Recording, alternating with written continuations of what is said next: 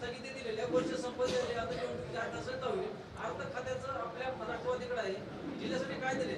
आणि दुसरं त्याला जोडून जिल्हा मध्यवर्ती सहकारी बँकेची अवस्था 2006 शेतकऱ्यांची दुरावस्था ही पाहून जिल्हा मध्यवर्ती सहकारी बँकेला राष्ट्रवादी काँग्रेस पार्टी काय निवडून दोन भाग आहेत राज्यातल्या.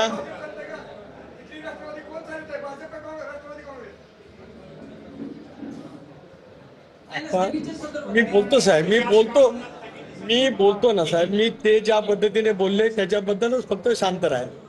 पत्रकार आहेत, लोकशाहीचा चौथा स्तंभ आहे, आपण जरूर संवाद करा, मी काय घाई केलीच नाही. इथली राष्ट्रवादी चालवते एक भाग. इथल्या स्थानिक जिल्हा नियोजन मंडळाच्या निधीच्या वाटपाला माझ्या माहितीप्रमाणे, मी काय सरकारमध्ये नाही, माझ्या माहितीप्रमाणे माननीय मुख्यमंत्री महोदयांनी स्थगिती दिली. अर्थ खात्याचा त्याच्याशी संबंध येत नाही.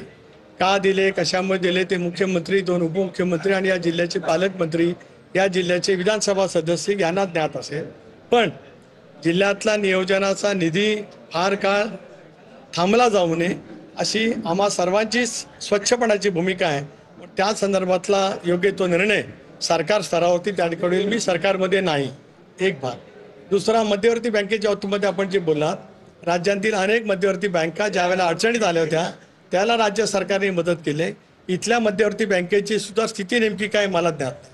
राज्य सहकारी बँकेचं काय नेमकं आहे मला कल्पना नाही. परंतु जिल्हा मध्यवर्ती बँका असतील, अपेक्स बँक म्हणजे राज्य सहकारी बँक असेल, स्वर्गीय चव्हाण साहेबांनी, वसंतदादा पाटील साहेबांनी, शरद पवार साहेबांनी या संबंध चळवळीला मोठ्या प्रमाणावरती ताकद आणि शक्ती दिलेली आहे. त्यामुळे या मध्यवर्ती बँका त्यांचं अवसानात असतील तर त्याचं पुनर्जीवन कसं करता येईल, काय कारणामुळे अवसानात असतील त्या बाबतीमध्ये काय कारवाई करायची असेल ते सरकारने करावं, असं राष्ट्रवादी काँग्रेस पक्ष म्हणून माझा पाठपुरावा राहील.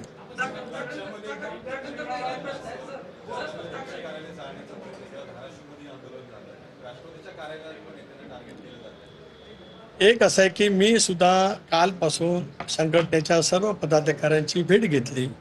आजही आई तुळजाभवानीचं दर्शन घेतलं असताना तिथेही जे पदाधिकारी मला कालच्या घटनेबद्दल निवेदन द्यायला आलं होते त्यांच्याजवळ मी शांतपणे चर्चा केली. आता धाराशिवचा कार्यक्रम संपल्याच्या नंतर सुद्धा त्यांच्या शिष्टमंडळाला भेटून त्यांची जी काय मागणी होती त्यांचं ते शांतपणाने ऐकलं. त्या संदर्भात पक्ष योग्य ती भूमिका घेईल.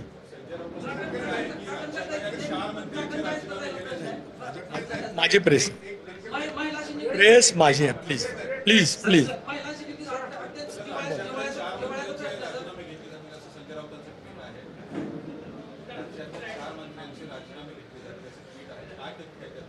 मी कालही बोललो की विधानसभेच्या निवडणुकीमध्ये दारुण पराजयाच्या नंतर त्यांचं स्वास्थ्य जे बिघडलेलं असतं त्यामध्ये दिवसभरात सत्तेची स्वप्न बघत असतात आणि त्या सत्तेच्या बघतेतल्या स्वप्नाप्रमाणे त्यांना जे जे वाटतं ते त्यांना स्वप्नात दिसतं आणि मग त्याप्रमाणे ते बोलत राहतात.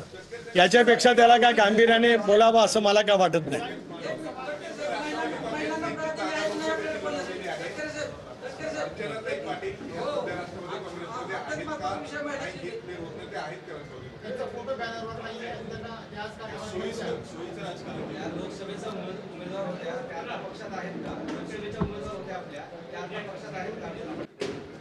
मी AB फॉर्म देऊन त्या लोकसभेच्या उमेदवार होत्या हे मला 100% माहिती असणारच, कारण माझ्या सहीने त्याने अर्ज भरला. एक त्यानंतरच्या कालावधीमध्ये त्या पक्षामध्ये सक्रिय नाहीत.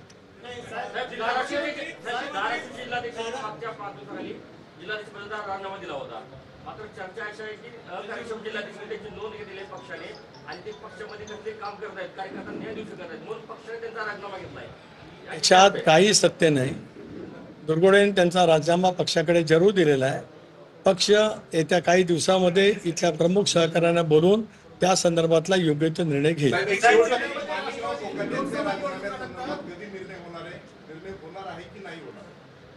शेवटी काल विधान परिषदेमध्ये जे घडलं त्या संदर्भातली माहिती माध्यमाच्या माध्यमातून समोर आली.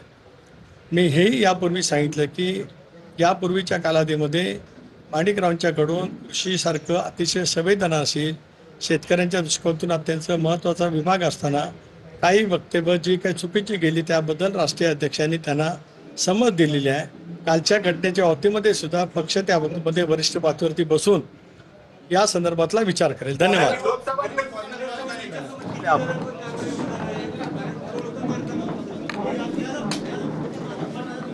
तटकरे यांनी कालच्या घटनेसंदर्भात पक्ष योग्य ती कारवाई करतील असं सांगितलेलं आहे. वरिष्ठ या संदर्भात कारवाई करतील असं सुनील तटकरे यावेळी बोलताना म्हणाले. शिवाय मी शांतपणे काल निवेदन स्वीकारलं, सगळं ऐकून घेतलं, मारहाण प्रकरणाचा मी कालच निषेध केल्याचं सुद्धा ते म्हणाले. आणि आता अखेर सूरज चव्हाणांचा राजीनामा घेण्यात आलेला आहे. घाडगे मारहाण प्रकरणानंतर सूरज चव्हाणांचा राजीनामा घेतला गेलाय. तर छावाच्या कार्यकर्त्यांनी माझ्या टेबलवर पत्ते टाकले असंही तटकरे यावेळी माध्यमांशी बोलताना म्हणाले. शिवाय कालच्या घटनेचा मी निषेध केला आणि कारवाई झाली असंही त्यांनी यावेळी म्हटलंय. सूरज